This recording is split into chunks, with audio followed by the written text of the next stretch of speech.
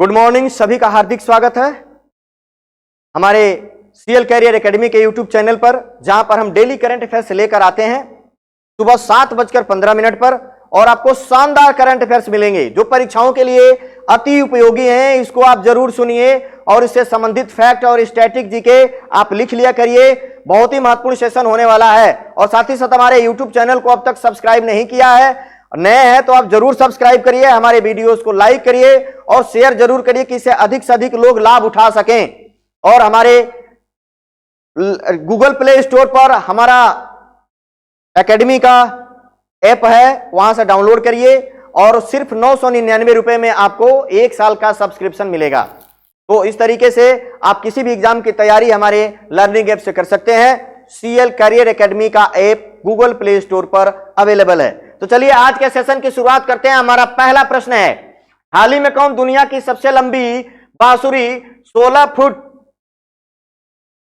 Feet और 6 inch बनाने वाला शहर बना है? दुनिया की सबसे लंबी बांसुरी किस शहर ने बनाया है? तो इसका उत्तर हो जाएगा A is the right answer. Pilibhit Uttar Pradesh का शहर है, तो वो उसने बनाया है। चलिए देखते हैं इसके बारे में और जानकारी लेते हैं। हाल ही में उत्तर प्रदेश के पीलीभीत में 3 दिवसीय बांसुरी महोत्सव का आयोजन किया गया, जिसमें पीलीभीत के कारीगरों ने 16 फीट 6 इंच लंबी बांसुरी जो है बनाया है और इसको Indian book of world record में दर्ज करवाया। इसको Indian book of world record में दर्ज करवाया है, यह बात ध्यान रखेंगे आप लोग। इससे पहले यह रिकॉर्ड गुजरात के जामनगर के पास था, जो 11 फीट की बांसुरी बनाया था उन लोगों ने। भारत के प्रसिद्ध बांसुरी वादक कौन है? भारत के प्रसिद्ध बांसुरी वादक हैं पंडित हरिप्रसाद चौरसिया। हरिप्रसाद चौरसिया भारत के प्रसिद्ध बांसुरी वादक हैं, यह बात ध्यान रखेंगे। अगला प्रश्न देखते हैं, हाल ही में उत्तराखंड सरकार ने किसे अपने राज्य का ब्रांड एम्बेसडर बनाया है? उत्तराखंड सरकार ने तो ब्रांड एम्बेसडर बनाया है ए ऋषभ पंत को। ऋषभ पंत को उत्तराखंड की सरकार ने अपना ब्रांड एम्बेसडर बनाया है। भारतीय क्रिकेट टीम के विकेट कीपर बल्लेबाज ऋषभ पंत को उत्तराखंड सरकार ने अपने राज्य का क्या बनाया है? ब्रांड एम्बेसडर बनाया है। और किस लिए बनाया है? तो राज्य के युवाओं को खेलकूद और यौन स्वास्थ्य के प्रति प्रोत्साहित करने के उद्देश्य से राज्य ने ऋषभ पंत को क्या किया है? ब्रांड एम्बेसडर नियुक्त किया है, खेलकूद और यौन स्वास्थ्य के प्रति प्रोत्साहित करने के लिए। तो यह बात आप ध्यान रखेंगे। चलिए अगला प्रश्न देखते हैं, हाल ही में कौन टेस्ट क्रिकेट में 100 बार नॉट आउट रहने वाला 100 बार नॉट आउट रहने वाले दुनिया के पहले क्रिकेटर बने हैं? तो ये है जेम्स एंडरसन। इंग्लैंड के जेम्स एंडरसन टेस्ट क्रिकेट में 100 बार नॉट आउट रहने वाले पहले, टेस्ट क्रिकेट के इतिहास में पहले क्रिकेटर बने हैं जो अब तक 100 बार नॉट आउट रहे हैं।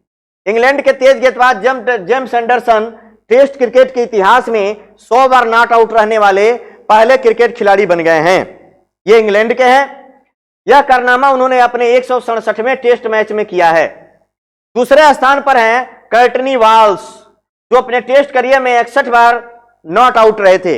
इसके बाद मुथैया मुरलीधरन 56 और Bob mills 55 bar not out रहे हैं। तो इस तरीके से याद रखेंगे, जेम्स एंडरसन अपने 100 बार नॉट आउट रहे हैं टेस्ट क्रिकेट में। तो ये बहुत ही महत्वपूर्ण प्रश्न है, आप लोग याद रखिएगा। ऐसे प्रश्न परीक्षाओं में बहुत ज्यादा पूछा जाता है, इसलिए यह प्रश्न बनाया गया है। किस राज्य की सरकार ने हाल ही में नक्सल प्रभावित जिलों के लिए युवाओं को खेल से जोड़ने का एक योजना शुरू किया है, जिसका नाम है सहाय? किस राज्य की सरकार ने नक्सल प्रभावित जिलों के युवाओं को खेल से जोड़ने के लिए सहाय नामक योजना शुरू की है? तो इसका उत्तर हो जाएगा Jharkhand is the right answer. Jharkhand ने सहाय नामक योजना शुरू किया है। इसका व्याख्या देखते हैं। झारखंड के नक्सल प्रभावित जिलों में जो युवा हैं उनको खेल गतिविधियों से जोड़कर उसमें रचनात्मक बदलाव लाने की सोच के साथ राज्य सरकार ने सहाय का पूरा नाम है sport action towards harnessing aspiration of youth नामक विशेष योजना शुरू की है। सहाय योजना के तहत राज्य सरकार ने 2 से 10,000 रुपए तक की प्रोत्साहन राशि देने की भी घोषणा की है। इसके तहत कहा है कि जो युवा इससे जुड़ेंगे 2,000 से लेकर 10,000 रुपए तक का प्रोत्साहन राशि भी झारखंड राज्य की सरकार इन युवाओं को देगी। अगला प्रश्न है, प्रतिवर्ष अंतरराष्ट्रीय प्रवासी दिवस, ये जान लीजिएगा, बहुत ही महत्वपूर्ण प्रश्न है, वेरी वेरी इंपॉर्टेंट, परीक्षाओं में कई बार पूछा गया है और बार बार पूछा जाता है। अंतरराष्ट्रीय प्रवासी दिवस कब मनाया जाता है? तो यह 18 दिसंबर को अंतरराष्ट्रीय प्रवासी दिवस मनाया जाता है, यह ध्यान रखेंगे। देखिए इसका व्याख्या देखते हैं। हाल ही में 18 दिसंबर को पूरी दुनिया में अंतरराष्ट्रीय प्रवासी दिवस मनाया गया है। इस वर्ष की इसकी थीम क्या है? तो इसकी थीम बहुत ही महत्वपूर्ण है। दिवस की थीम आप जरूर याद रखिए, कभी भी पूछा जा सकता है दिवस की थीम। इस बार इसकी थीम है मानव गतिशीलता की क्षमता, मानव गतिशीलता की क्षमता का दोहन। थीम क्या है? मानव गतिशीलता की क्षमता का दोहन, इस बार का थीम रखा गया है। संयुक्त राष्ट्र महासभा ने 4 दिसंबर सन 2000 को पूरी दुनिया में बढ़ते हुए प्रवासियों की संख्या को देखते हुए 18 दिसंबर को अंतर्राष्ट्रीय प्रवासी दिवस के रूप में मनाने की घोषणा की थी। यह बात ध्यान रखना है कि किसने घोषणा की थी? संयुक्त राष्ट्र महासभा, यूनाइटेड नेशन जनरल असेंबली के द्वारा यह घोषणा किया गया था कि 18 दिसंबर को अंतर्राष्ट्रीय प्रवासी दिवस मनाया जाएगा। अगला प्रश्न देखिए, हाल ही में किस भारतीय ने वर्ष 2021 के पैरालंपिक पुरस्कारों में, हाल ही में किस भारतीय ने वर्ष 2021 के पैरालंपिक पुरस्कारों में सर्वश्रेष्ठ महिला पदार्पण सम्मान जीता है?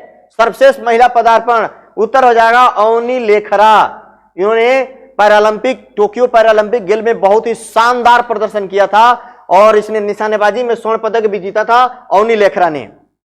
भारतीय निशानेबाज अवनी लेखरा को टोक्यो पैरालंपिक में जो खेल हुए थे उसमें रिकॉर्ड तोड़ प्रदर्शन के साथ स्वर्ण पदक इसने जीतने के लिए पैरालंपिक पुरस्कारों में सर्वश्रेष्ठ महिला पुरस्कार का इनको खिताब दिया गया है।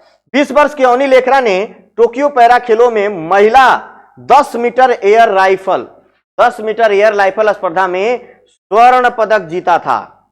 अवनी ने 50 मीटर राइफल स्पर्धा में भी कांस्य पदक जीता था। तो 2 उन्होंने शानदार प्रदर्शन जीता था। और पैरालंपिक खेलों में किसी भी खिलाड़ी के द्वारा, जो भारतीय महिलाओं में किसी भी महिला खिलाड़ी के द्वारा 2 पदक जीता जाना अपने आप में इतिहास है। अवनी लेखरा ने पहली बार यह कारनामा किया है। तो इस प्रकार पैरा खेलों के इतिहास में एक ही ओलंपिक में 2 पदक जीतने वाली पहली भारतीय महिला बनी है। कौन? अवनी लेखरा। किस भारतीय प्रौद्योगिकी संस्थान ने स्वदेशीकरण के प्रयास तेज करने के लिए भारतीय वायुसेना के साथ समझौता किया है?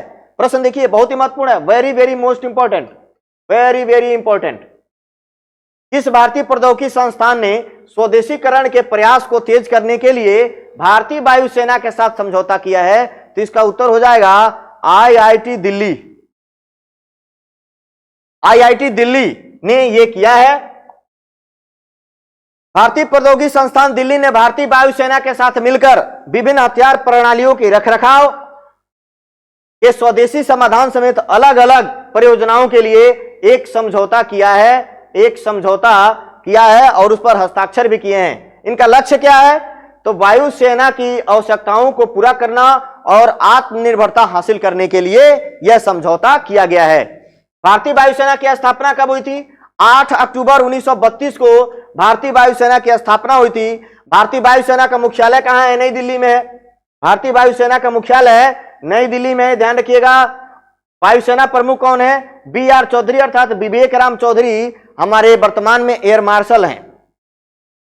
वायुसेना दिवस 8 अक्टूबर को मनाया जाता है क्योंकि 8 अक्टूबर 1932 को भारतीय वायुसेना का गठन हुआ था। राफेल उड़ाने वाली पहली महिला पायलट कौन है? शिवांगी सिंह। बहुत ही महत्वपूर्ण है, वेरी वेरी इंपॉर्टेंट। राफेल उड़ाने वाली पहली महिला पायलट शिवांगी सिंह है। भारतीय वायुसेना में प्रथम भारतीय महिला फाइटर पायलट भावना कांत है। प्रथम भारतीय महिला पायलट भावना कांत है, ध्यान रखिएगा। भारतीय वायुसेना में राफेल उड़ाने वाली शिवांगी सिंह है। और वायुसेना में पहली महिला इंजीनियर जो है हिना जायसवाल। पहली महिला इंजीनियर वायुसेना में हिना जायसवाल हैं। आप ये भी याद रखिएगा, हिना जायसवाल, पहली महिला जायसवाल, पहली महिला इंजीनियर हिना जायसवाल हैं। चलिए अगला प्रश्न देखते हैं। उड़ीसा सरकार ने महिलाओं के वित्तीय सशक्तिकरण के लिए मिशन लिविंग लैब शुरू करने के लिए किसके साथ समझौता किया है? मिशन लिविंग लैब किस सरकार ने? उड़ीसा की सरकार ने। किसके साथ किया है? तो ये किया है UNCFD। D is the right answer. UNCDF के तहत किया है। UNCDF क्या है? तो देखिए UNCDF का पूरा नाम है, ये जरूर बनेगा प्रश्न, आप ध्यान रखिएगा, ये इसका पूरे नाम से प्रश्न जरूर बनेगा, इसके फुल फॉर्म जरूर बनेगा। United nation capital development fund UNCDF स्थापना 1966 में हुआ था और इसका मुख्यालय न्यूयॉर्क USA में है।